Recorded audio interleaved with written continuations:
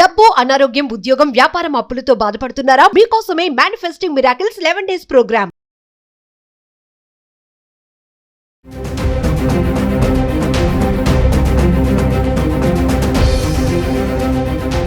నమస్తే, welcome back to Suman TV. ప్రస్తుతం మనతో పాటు ఉన్నారు consumers affairs committee chairman Mandadi Krishna Reddy గారు. నమస్తే సార్. నమస్తే అమ్మా. సార్, డొనాల్డ్ ట్రంప్ విషయానికి వస్తే అంటే ఇప్పటి వరకు ఒక ఎత్తు, ఇప్పుడు ఏంటంటే అమెరికాలో సెటిల్ అవ్వడానికి పెళ్లిని ఒక వేగా చూసుకునే వాళ్ళందరికీ కూడా ట్రంప్ చెక్ పెట్టేశాడు అనుకోవాలి. ఇల్లీగల్ ఇమిగ్రెంట్సే కానీ, పార్ట్ టైం జాబ్స్ చేయొద్దు అన్నాడు, బర్త్ రేట్ సిటిజన్షిప్ కానీ చాలా తీసుకొచ్చాడు ఎగ్జిక్యూటివ్ ఆర్డర్స్. ఇప్పుడు మళ్ళీ స్టూడెంట్స్ కూడా అటాక్ చేశారు. మళ్ళీ ఇప్పుడు వచ్చేసి ఏంటంటే పెళ్లి అంటే అమెరికా సంబంధాలు వస్తున్నాయి కదా, అమెరికా సంబంధం చేద్దాం అనుకునే, అమెరికా అబ్బాయిని చేసుకోవాలనుకునే వాళ్ళందరికీ కూడా ఇలా పెళ్లి మార్గాన వచ్చి సెటిల్ అయిపోతున్నారు అనుకునే వాళ్ళకి కూడా చెక్ పెట్టేశారు ట్రంప్. ఒకసారి దాని గురించి మాట్లాడుకుంటే సార్. అమెరికా అబ్బాయిలే కాదు, అమెరికా అమ్మాయిలు కూడా తీసుకోవాలనుకునే వాళ్ళు. ఎందుకంటే ఏ రకమైన పద్ధతిలో అమ్మాయిని చేసుకున్నా అబ్బాయిని చేసుకున్నా అక్కడ డిపెండెంట్ వీసా కింద పోవచ్చు అనే టాస్క్లో ఉండేవాళ్ళు చాలా మంది ఉంటారు. గతంలో ఏంటంటే ట్రంప్ లేకముందు, ట్రంప్ రాకముందు, లేదా ట్రంప్ మొదటిసారి వచ్చినప్పుడు కూడా ఇంత స్ట్రిక్ట్ ఎప్పుడు చేయలేదు. రెండోసారి వచ్చినప్పటి నుంచి చాలా డ్రాస్టిక్గా వెళ్ళిపోతున్నాడు, విపరీతంగా చేస్తున్నాడు. పిచ్చి ముదిరిందేమో అనిపించేట్లు పరిస్థితులు కూడా జరుగుతూ ఉన్నాయి.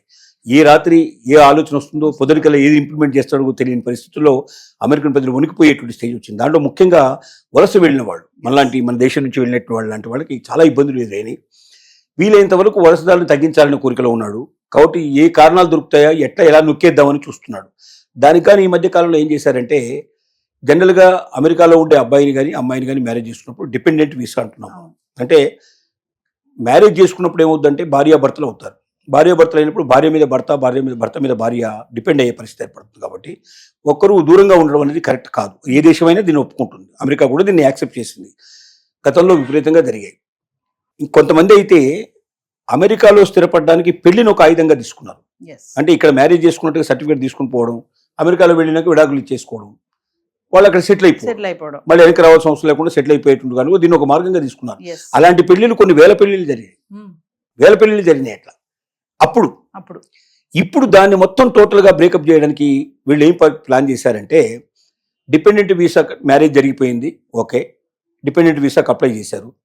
అప్లై చేయంగానే ఇక్కడ ఎప్పుడైతే ఇంటర్వ్యూ ఉంటుందో క్యాండిడేట్కి, సేమ్ టైం అక్కడ అబ్బాయి ఉన్నా అమ్మాయి ఉన్నా అక్కడ కూడా ఇంటర్వ్యూ ఇదే టైం.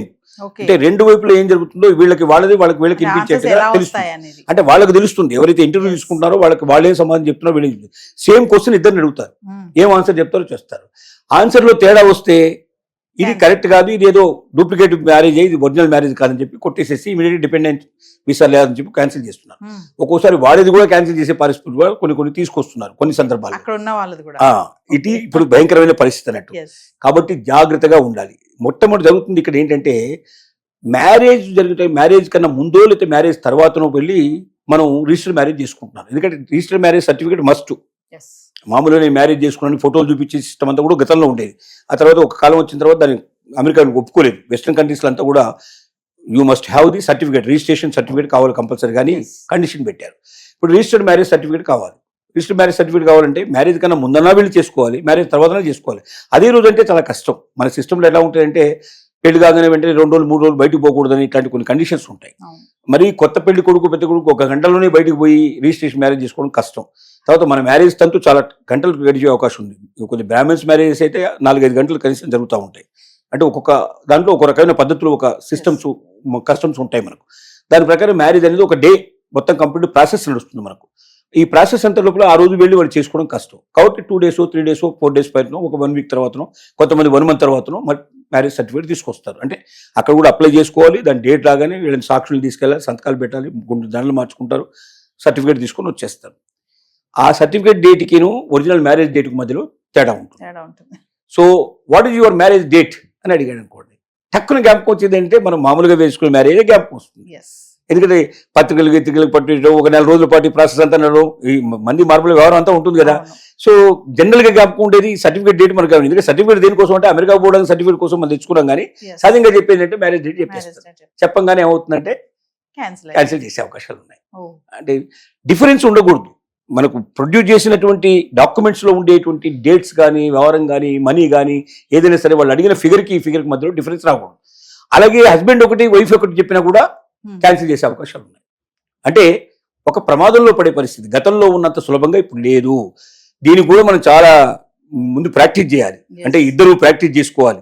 ఏం అడుగుతారు, మనం డాక్యుమెంట్స్ ఏం పెడుతున్నాం, ఆ డాక్యుమెంట్లో ఫిగర్స్ ఏంటని 1కి 100 సార్లు అనుకోవాలి. మ్యారేజ్ డేట్ ఇది కాదు, రిజిస్ట్రేషన్ సర్టిఫికేట్ డేటే మ్యారేజ్ డేటు, కాబట్టి సర్టిఫికేట్ డేటే జ్ఞాపకం పెట్టుకోవాలి.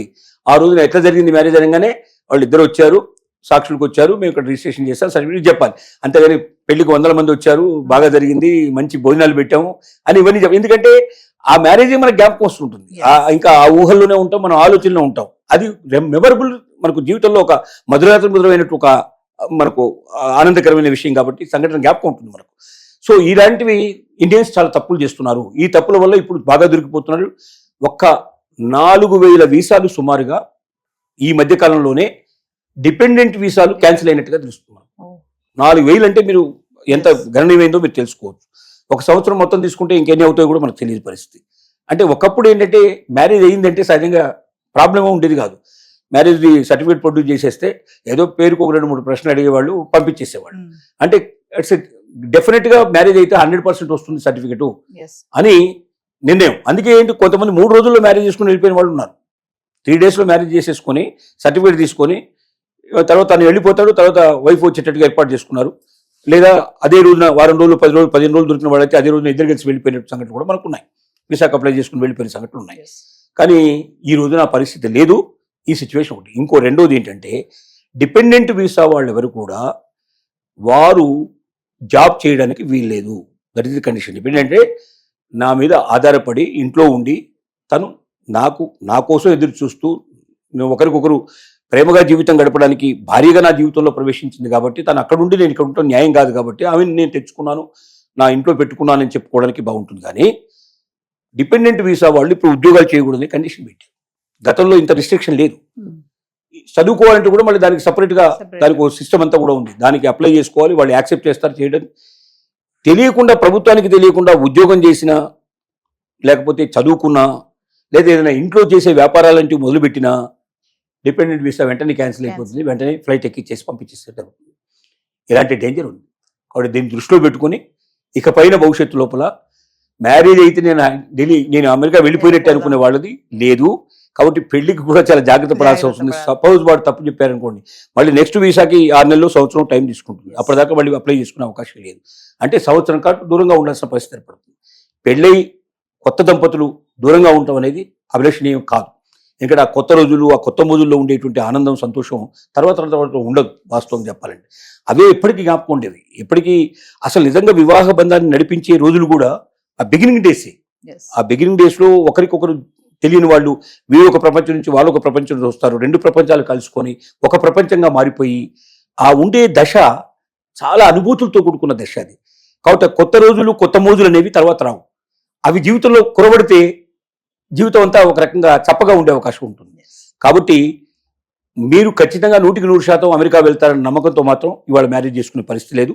అలా వెళ్ళాలి అంటే ఒక సుదీర్ఘమైనటువంటి ఎక్స్పీరియన్స్ కావాలి. ఇద్దరు కలిసి అనేక సార్లు మీరు ట్రయల్ వేసుకోవాలి, అనేక సార్లు ప్రాక్టీస్ చేయాలి.